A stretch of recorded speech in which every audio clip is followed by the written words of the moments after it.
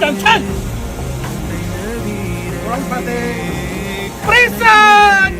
Up!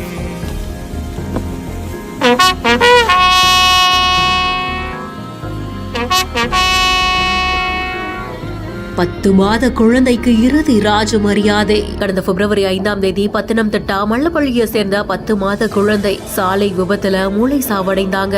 Car மோதி நடந்த இந்த விபத்துல உடனடியா அந்த குழந்தைய மருத்துவமனைக்கு அழைத்து சென்று உயிரை காப்பாற்ற பல முயற்சிகள் மேற்கொள்ளப்பட்டது.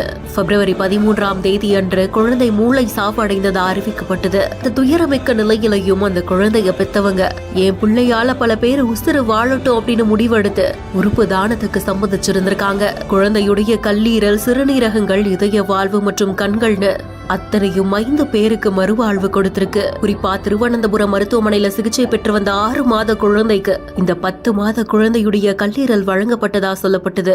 பிறந்து 1 வருஷத்துக்குள்ள 5 உசுருக்கு மறுபிறவி கொடுத்த அந்த குழந்தைக்கு இறுதி மரியாதையோட அஞ்சலி செலுத்தப்படக்கூடிய காட்சிகள் தான் இப்போ வெளியாகிருக்கு.